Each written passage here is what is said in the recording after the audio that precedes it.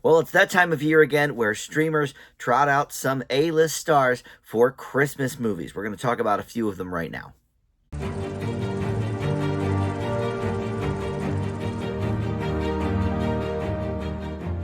Hey guys, Dan here. This is Dan Reviews It, and welcome to my movie reviews for four of the big holiday movies that are on streamers right now, new for 2023. We're not doing all of them. I've sort of picked the ones that either have, big names or that people have been talking about. There is one holiday movie that I'm going to give its own video to. That is called Family Switch with Jennifer Garner, because it seems like it is more of a body swap comedy than a Christmas movie. And I didn't want to like overstuff this video with five movies. So we're going to talk about Candy Cane Lane with Eddie Murphy. We're going to talk about Melissa McCarthy in Genie. We've got Ludacris and Lil Rel in Dashing Through the Snow, and some old school favorites. Heather Graham and Jason Biggs and Brandy in Best Christmas Ever. And these are all exclusive to streaming, and they've debuted there and are all available right now. So before I launch into this, let me welcome you into Dan Reviews It. Thank you for finding this video. We do movie and TV reviews here, and just about every day I try to post something new. So always a lot to check out. Please consider subscribing, like this video, comment, or share it on your socials. All that stuff, of course, helps the channel out. All right, so first up is going to be Candy Cane Lane with Eddie Murphy. I guess I'm going to go sort of just in backwards order of release. So we'll do the newest first. So this one features, like I said, Eddie Murphy. Tracy Ellis Ross is here as well as his wife. So two pretty big stars for this one. And of course, Eddie Murphy has a nice relationship with the Amazon since they picked up his Coming to America sequel a few years ago. But he plays Chris Carver, who is always, one of the big hits of the neighborhood with his hand-carved Christmas decorations. And there is some sort of contest every year. I don't know why this street particularly has a big contest that is covered by the news. A lot of things in this movie don't really make sense. But essentially, this year they find out that there is going to be $100,000 prize. He has just lost his job, and the kids don't know about it, so he's thinking, okay, well, this is my way to save Christmas. So him and his daughter stumble upon this pop-up Christmas store being run by this lady named Pepper, played by Jillian Bell, and he buys a few things from her, but his ornaments go missing, and so the 12 Days of Christmas come to life, as they did, I guess, a few years ago in The Office, a very popular Office episode. And he's got to figure out how to track them down with the help of these ceramic like dolls that have come to life.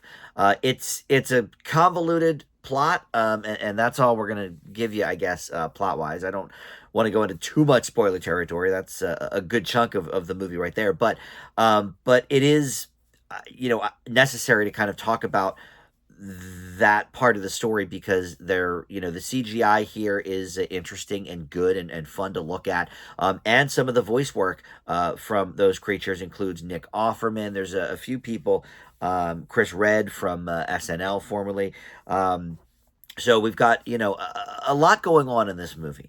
Eddie Murphy has kind of segued into the family-friendly genre of his career. I guess that kind of started in the mid-90s with like The Nutty Professor and Dr. Dolittle, and then he kept that going for a good bit, and he's gone kind of back and forth between some more R-rated stuff like the Coming to America sequel, but here he finds himself back in his family mode, which personally I think has always been a pretty good genre for him. There were a few movies that sort of got, crapped on by critics, and nobody saw them. There was one called Imagine That I thought was pretty cute from, I guess now about 10 years ago. But yeah, I've always liked him in that kind of family-friendly mode. I think he knows how to do it well.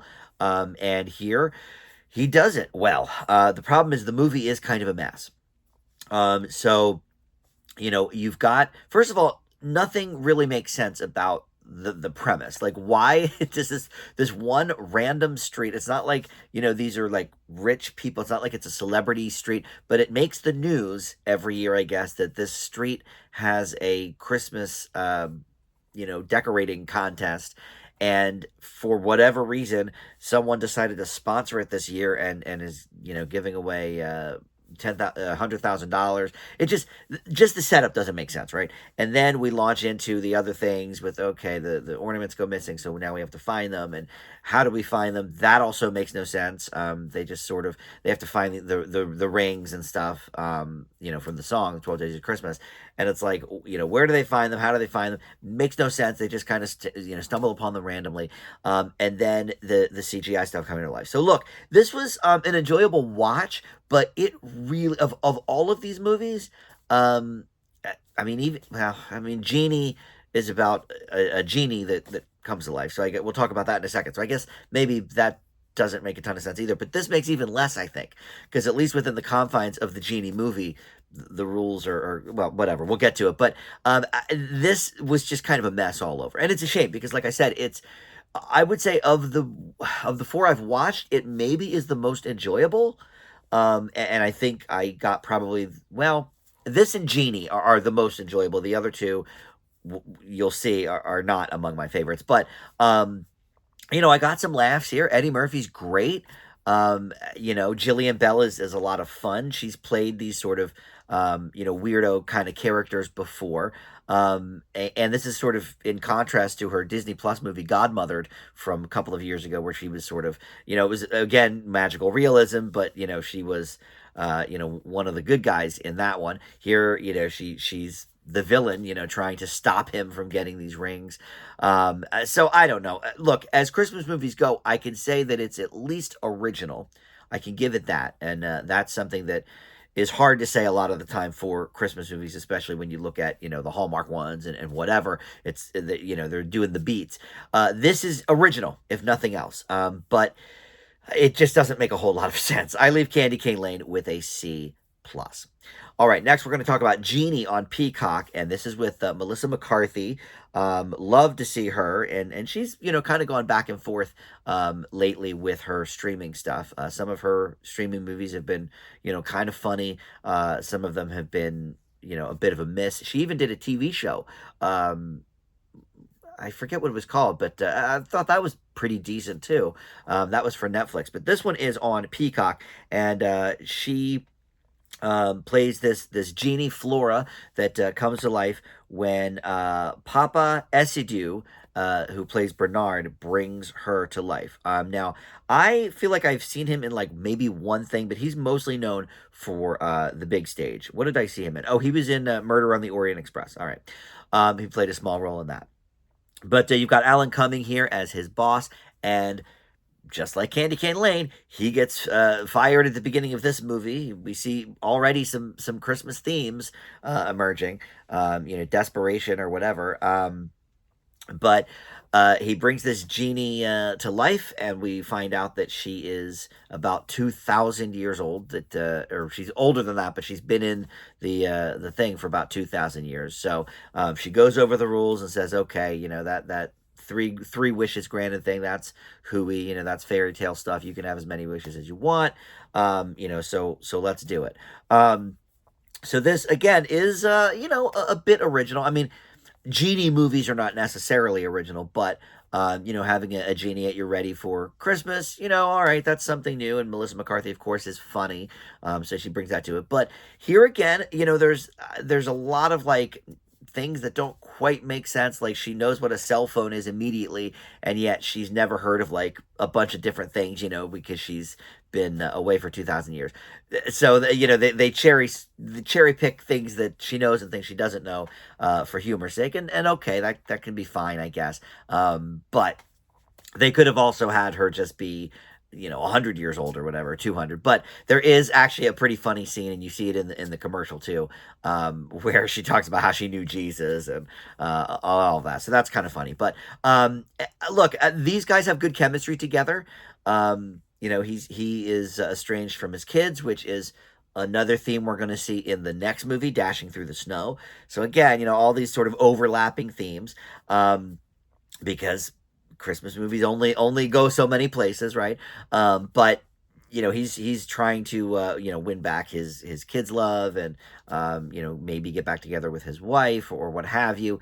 And so she's trying to help him with that. And everyone can see her. This was kind of an interesting wrinkle as well, and added to some of the humor. Because sometimes it's like, oh, you can't see the spirit or whatever.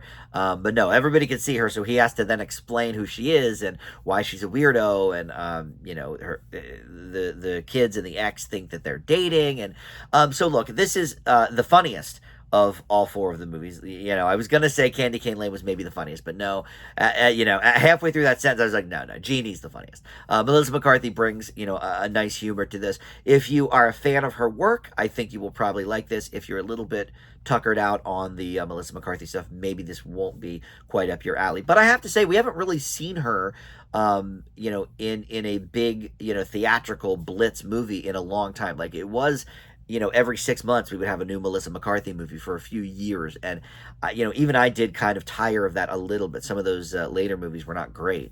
But here, look, I liked seeing her. I think, like I said, the two leads have good chemistry, and it gives us, those Christmas feels, but in a humorous package, which I usually do like.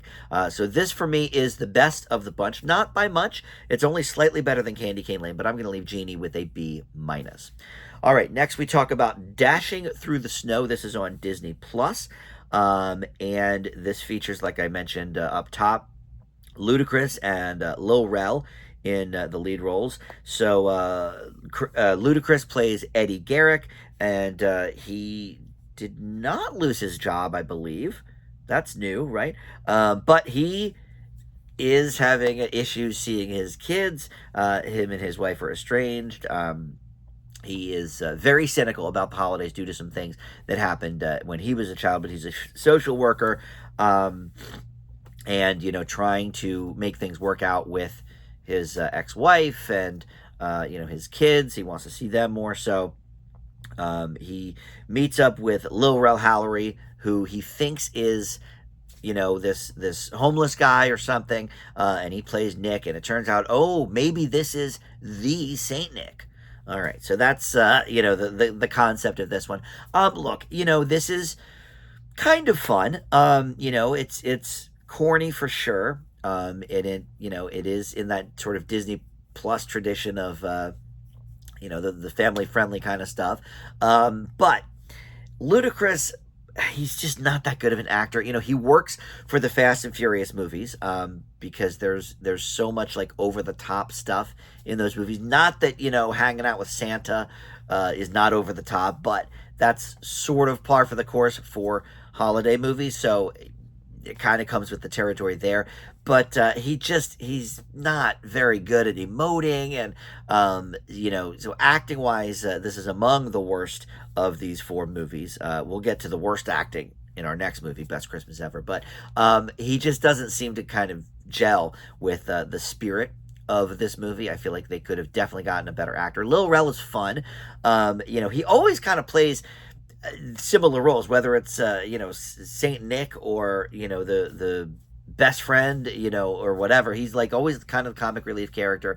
And yeah, Ludacris is whatever, he's not a great actor, but he's also not really supposed to be funny, so you can forgive him for not really being the funny character. Lil Rel is certainly the comic relief for the most part of this movie, although there are some winks and nods to Ludacris's song catalog that I could have done without. That's a little bit hackneyed.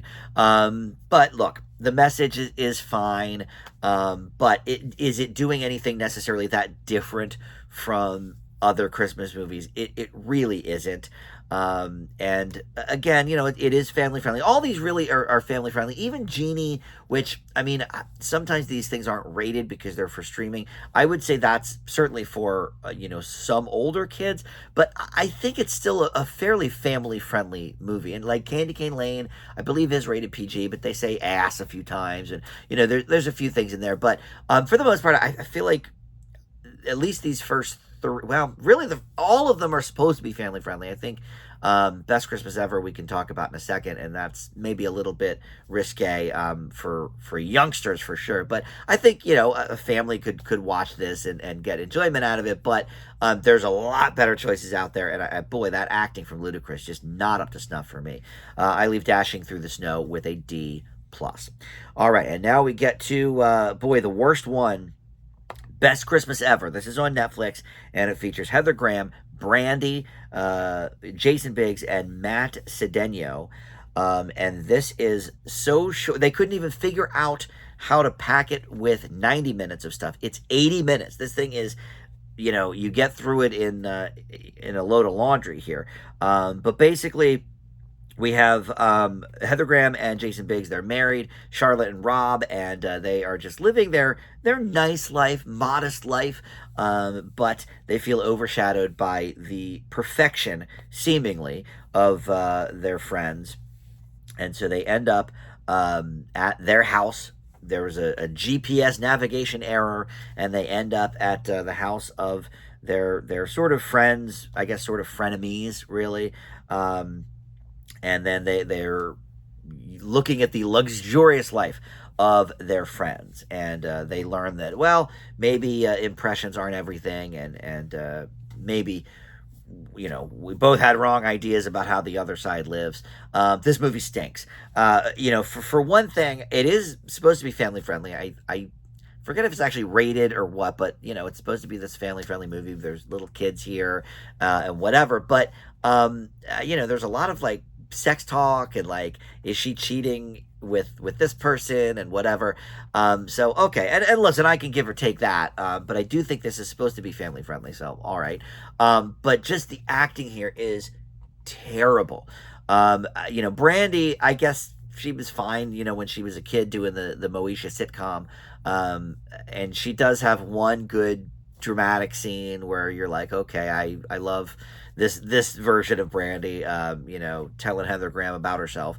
Okay, but Heather Graham, I've never really been a huge fan of. There's been a few things along the way that I've liked that she's done, but for the most part, I never thought she was like a particularly great actress. Jason Biggs, I think is a nice guy, but I think there's a reason that post American Pie he didn't really get a ton of work. Like he was okay in the first season of Orange is the New Black, but then he was kind of written out. He seems like a nice dude, cool hang, but he's not really a particularly good actor either. So the acting here is bad, and the ending of this. Look, the end of Christmas movies oftentimes are a little bit out there, a little bit silly. You really have to suspend disbelief sometimes. But this one is just like absolutely ridiculous. Even through the lens of like, okay, Christmas movies are kind of ridiculous. I mean, it's just so stupid. And it made me angry. And the fact that they couldn't even figure out enough material for an hour and a half of a movie, like it goes by like this, luckily, because it's no good, but it throws every cliche in the book between the characters and the setups and everything. The acting is just not good, so this one for me is the worst Christmas movie of the year. And boy, Netflix can just crank out garbage all the time, can't they? Last year's Christmas movie with Lindsay Lohan, I gave the same grade to. This is actually, I would say, worse than that. It makes me want to reevaluate that one. But I leave Best Christmas Ever with an F. Also, what a generic name. I guess Dashing Through the Snow isn't necessarily a new name or whatever, but like Best Christmas Ever. First of all, don't set yourself up for the comparison, because worst Christmas movie of the year, I would say. So, all right, well, that's it. You can enjoy these on your streaming sites now. Like I said, Candy Cane Lane's going to be on Prime, Genie on Peacock, Dashing Through the Snow on Disney Plus, and Best Christmas Ever on Netflix. And there's other ones out there. Like I said, I just kind of chose these four because they had some high profile actors and stuff. The premises maybe sounded interesting, whatever. But there's plenty more out there in terms of new Christmas releases to check out. So there you go. All right, thank you for watching Dan Reviews It. We'll see you next time. Bye.